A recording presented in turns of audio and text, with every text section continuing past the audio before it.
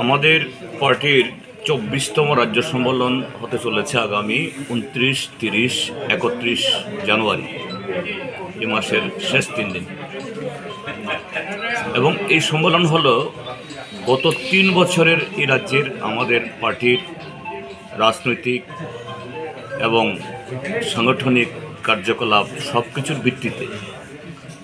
তো এই রাজ্য সম্মেলনের আগে গত ৩ বছরের রাজনৈতিক পরিস্থিতির মূল্যায়ন এবং আমাদের সাংগঠনিক কার্যকলাপের হিসাব নিকাশ এই সম্মেলন আলোচনা হবে। তার জন্য একটা খসড়া প্রতিবেদন তৈরি করা হয়েছে। এই প্রতিবেদন আজকে রাজ্য কমিটি আলোচনার মধ্য দিয়ে ফাইনাল করার পর এটা ২৯ তারিখে রাজ্য সম্মেলন রাখা হবে।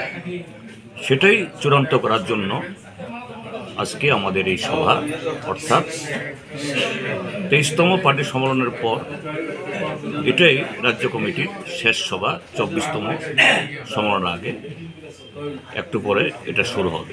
তার ভিত্তিতে ৩ দিনের চর্চা হবে এবং আগামী ৩ বছরের জন্য আমাদের যাবতীয় কর্মসূচি আমরা গ্রহণ করব। এই যে বর্তমান যে